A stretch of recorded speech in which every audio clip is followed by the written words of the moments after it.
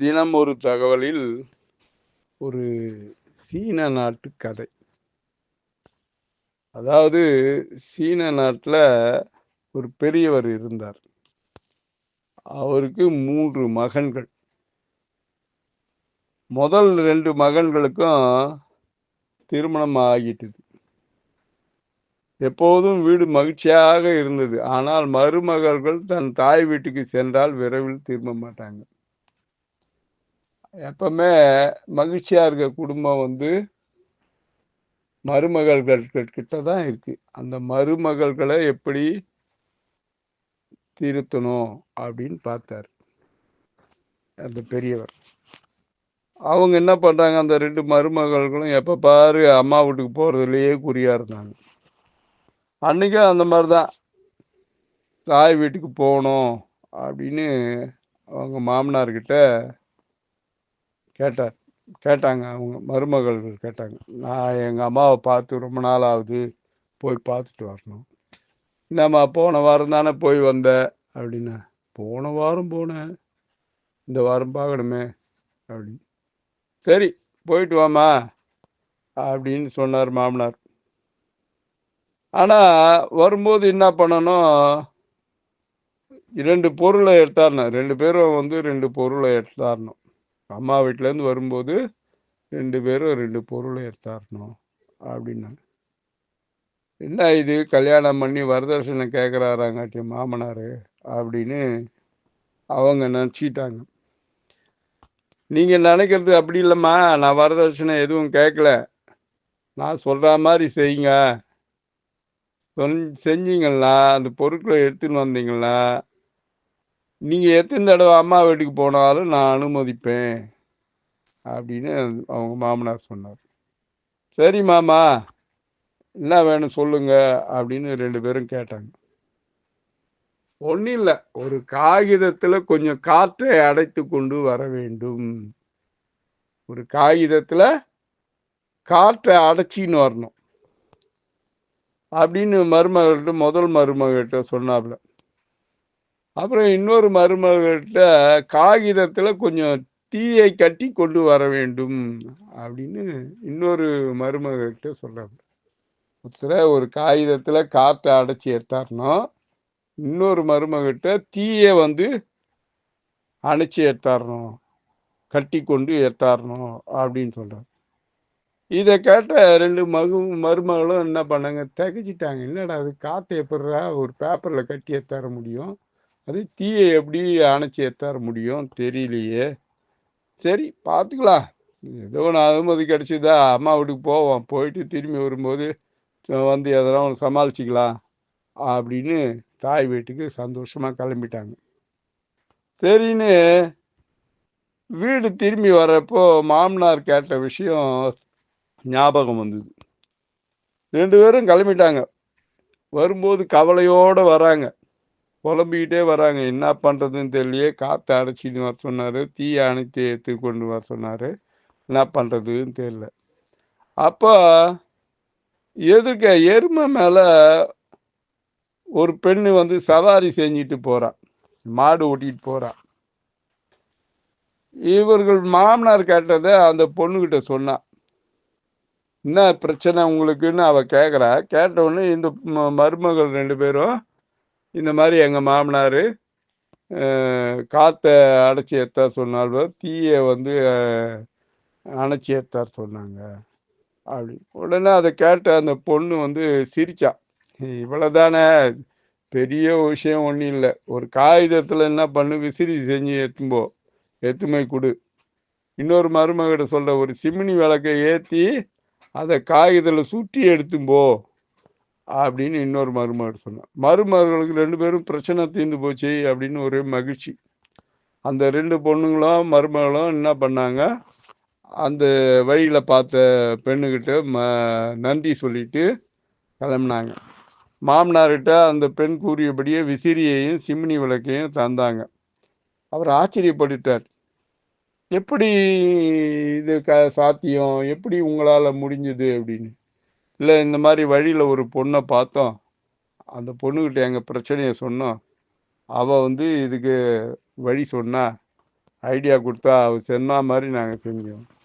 இவ்வளோ புத்திசாலியான பொண்ணு என்னோட கடைசி பையனுக்கு 3வது பையனுக்கு கட்டி வைக்கணும், கட்டி வைக்க போகிறோம், அந்த பொண்ணை எப்படியாவது தேடி கண்டுபிடிச்சி இட்டுன்னு வாங்க அப்படின்னாரு. சரின்னு அந்த 2 மருமகனும் தேடி போய் அந்த பொண்ணை கண்டுபிடிச்சி சம்மந்தம் பேசி இட்டுன்னு வந்தாங்க. அந்த பொண்ணை இட்டாந்து 3வது பையனுக்கு கட்டி வச்சாங்க. திருமணம் வந்து நல்லா நடந்தது.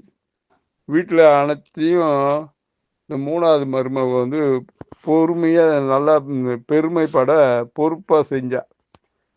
அது மாமனாருக்கு அந்த பெரியவருக்கு மகிழ்ச்சி, நிறைவான வாழ்க்கை வாழ்ந்தார். எனவே என்ன பண்ணாரு, தன்னோட வீட்டு வாசல்ல இது நிறைவான வீடு அப்படின்னு ஒரு பலகையை மாட்டி வச்சார். இது நிறைவான வீடு அப்படின்னு. சில காலம் போச்சு. சில காலம் கழித்து அந்த வழியா சென்ற ஒரு துறவி என்ன பண்ணாரு, இந்த பலகையை படித்தார். இதில் எழுதிக்குது, இது என்ன இது இவ்வளோ திமிரா எழுதி வச்சிருக்காங்களே, இந்த வீட்டினருக்கு பாடம் பலகையில் இந்த மாதிரி நிறைவான வீடுன்னு எழுதியிருக்கே, இவங்களுக்கு ஒரு பாடம் புகட்டணும் அப்படின்னு இவங்களை திமிர அடக்க போறேன்னு முடிவு செஞ்சார் அந்த துறவி. இது நிறைவான வீடுன்னு எப்படி இவங்க எழுதலாம் அப்படின்னு முடிவு செஞ்சார். வீட்டில் உள்ள நுழைஞ்சார் அவர். உள்ள நுழைஞ்சவன் ஞானி வராருன்னு சொல்லிட்டு இந்த கடைசி மருமகள் வந்து வரவேற்ற, வாங்க சாமி வாங்க அப்படின்னு. உடனே அந்த துறவி சொல்றாரு, இது என்னம்மா இது வீடு நிறைவான வீடுன்னு எழுதி இருக்கிய, அப்படின்னா என்ன எல்லாம் நிறைவா செய்வீங்களா, கேட்டதை செய்வீங்களா, அப்படின்னா எனக்கு ஒன்று செய்வீங்களா அப்படின்னு கேட்டார். செய்கிறேன் சாமி சொல்லுங்க அப்படின்னு அந்த துறவியை பார்த்து அந்த கடைசி மருமகள் கேட்டார்.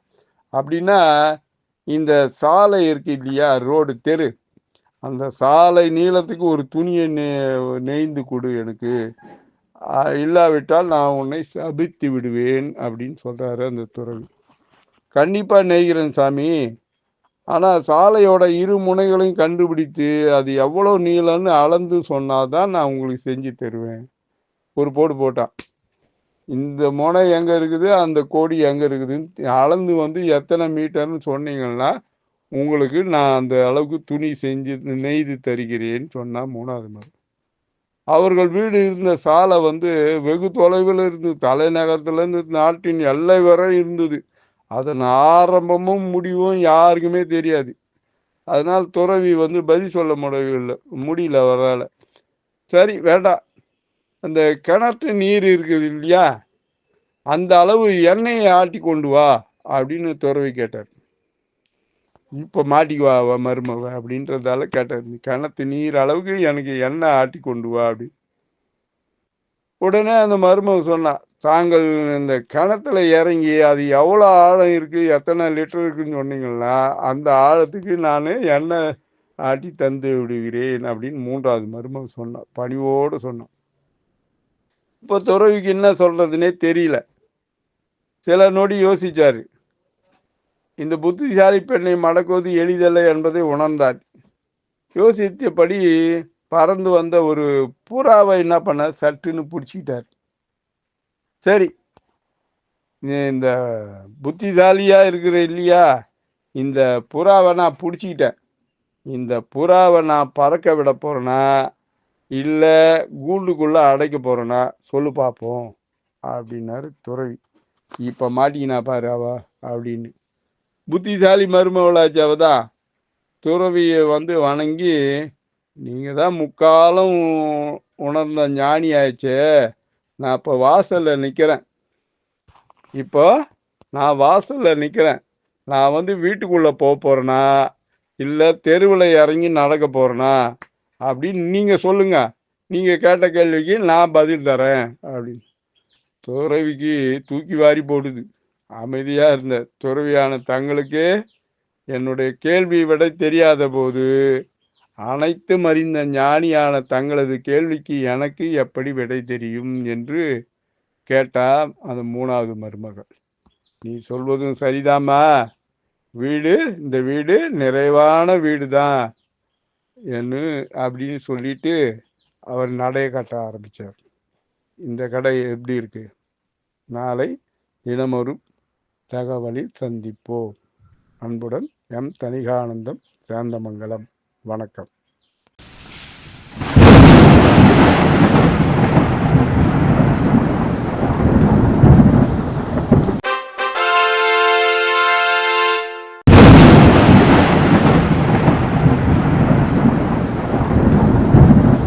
தணிகை டிவியை லைக் பண்ணுங்கள், ஷேர் பண்ணுங்கள், பெல் பட்டனை ப்ரெஸ் பண்ணுங்கள். தணிகை டிவியை சப்ஸ்கிரைப் பண்ணுங்கள்.